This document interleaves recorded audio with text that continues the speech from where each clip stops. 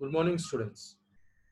In the earlier video of lesson number 9, force and laws of motion, we have studied about force, the effects of external force on the body, balanced and unbalanced force, Galileo's law of inertia, Galileo's experiment, thought of Aristotle, and first law of motion.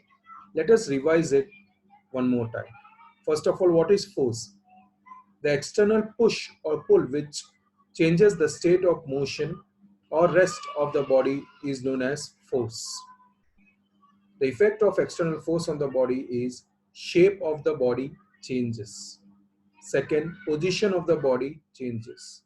Third, state of motion of the body changes. And fourth, velocity of the body changes. Define balanced and unbalanced force. Balanced force. If a body under the influence of two or more than two forces does not change its state of motion or rest, then the two forces are said to be balanced force. The resultant of balanced force is zero. Unbalanced force. If a body under the influence of two or more than two forces changes its state of motion or rest, then the two forces are said to be unbalanced force.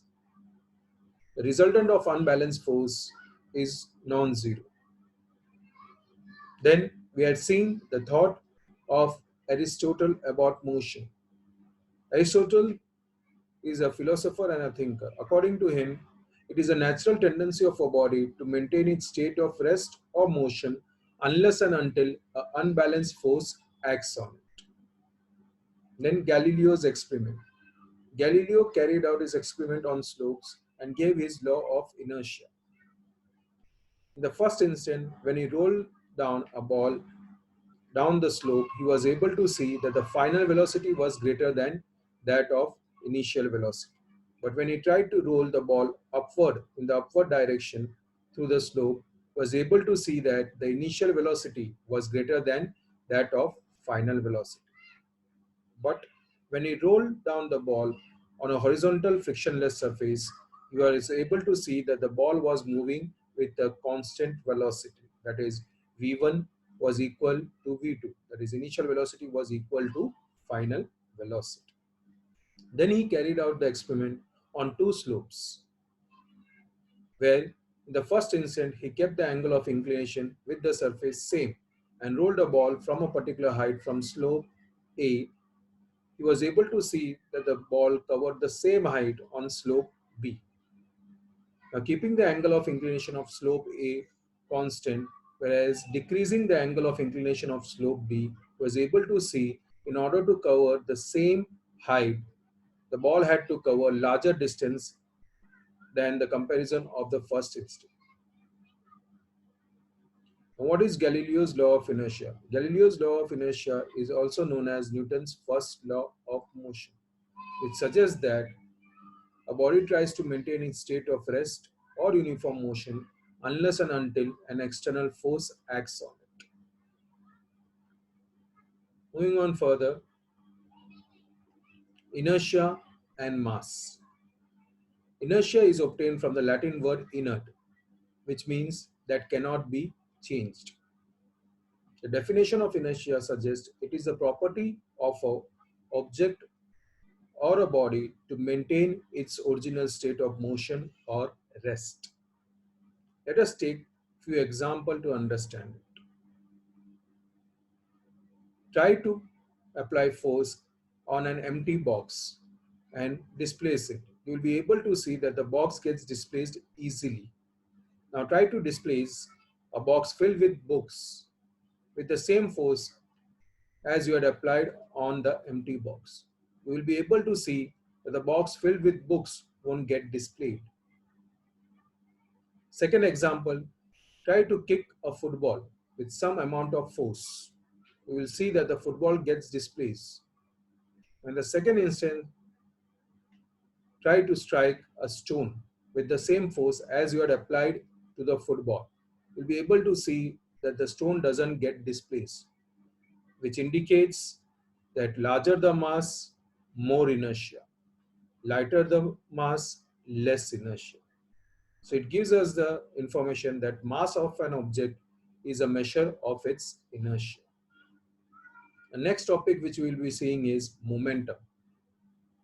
This physical quantity was obtained after the observation of few activities in physics. So let us see the activities one by one. In the first activity, you will be able to see that we will be taking the instance of two vehicles, one a lighter one and the other a heavier one. The lighter one will be a bicycle and the heavier one will be a truck. We will be trying to apply force to stop or to change the motion of the body or to bring the vehicle to a stop. In which instant will you have to apply more force? Naturally, we will have to apply more force to the truck to bring it to a halt.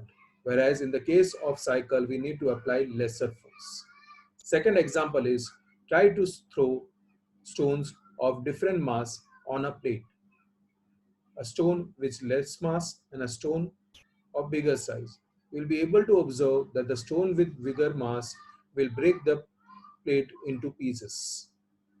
Now let us take the third activity. The third activity is the activity which is common, which we do in the fairs. When we go to the fair, we try to burst the balloons which have been arranged in a line. At that time, we hit the balloons or try to burst the balloons with the help of the green gram which is loaded in the gun. Try to take the green gram in your hand and throw it towards the balloon. Will you be able to burst the balloon? No. But load a green gram in the gun and strike the balloon. You will be able to see that the balloon gets burst. Why? Because the velocity of the green gram which was been fired by the gun was more in comparison to the velocity of the green gram which was been thrown from your hand. So due to this two quantity, we were able to get a new quantity in physics which is known as momentum. Momentum is nothing but the product of mass into velocity. The unit of mass is kg and that of velocity is meter per second. So the unit of momentum is kg meter per second. The next content is Newton's second law of motion. Now what is the statement of Newton's second law of motion? The time rate of change in momentum is directly proportional to the resultant external force and the change in momentum is in the direction of resultant external force. I repeat, the time rate of change in momentum is directly proportional to the resultant external force and the change in momentum is in the direction of resultant external force.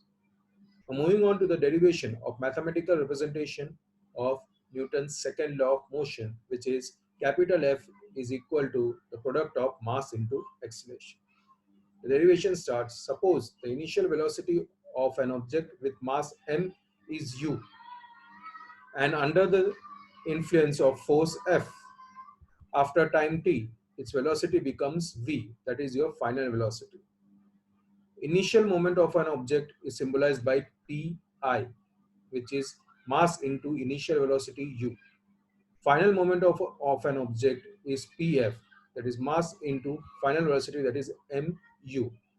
Moving on to the next page,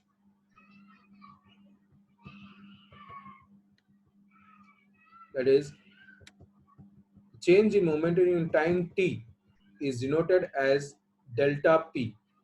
Delta symbol is used in the physics term for change in the value of a quantity. So delta p is final momentum minus initial momentum, pf minus pi, which is equal to mv minus mu. Now, as per Newton's second law of motion, F is proportional to delta P upon T. But the substitution for delta P is PF minus PI. So we get F is proportional to PF minus PI upon T. Now substituting the magnitude, F is proportional to MV minus MU upon T. If you see in the numerator part, m is common. So f is proportional to m into v minus u upon t. The next step can write f is proportional to ma because v minus u upon t is equal to a. Now, in order to remove the proportionality sign, we write capital K. So F equal to capital K into MA, where K is a non-zero constant. Now take K equal to 1. So we get F is equal to MA. So that gives us the formula. Force is nothing but the product of mass into acceleration. Now the unit of force. Unit of force is unit of mass into unit of acceleration. 1 Newton equal to 1 kg into 1 meter per second square, which gives us 1 Newton equal to 1 kg meter per second square. This 1 Newton, this Newton unit is given in the honor of the scientist Sir Isaac Newton. Now we will derive the unit of force in CGS unit. 1 Newton equal to 1 kg meter per second square. 1 kg equal to 1000 grams, whereas 1 meter equal to 100 centimeter. So that is 1000 gram into 100 centimeters, 100 centimeter per second square. 1000 into 100 gives you 1 lakh gram centimeter per second square. 1 lakh can be written as 1 Newton equal to 10 raised to 5 grams centimeter per second square. Gram centimeter per second square is also known as dyne. So 1 Newton is equal to 10 raised to 5 dyne. From this unit itself, we can derive that 1 dyne is equal to 10 raised to minus 5 Newton. Now, when external force acting on a body F is equal to 0, then as per F equal to ma, the formula, acceleration of a body is always 0. So we'll just jot down this so that your notes can be complete. I will give you 5 minutes to write down the content. So I think so you can write it down within 5 minutes. The full derivation of Newton's second law of motion along with its statement.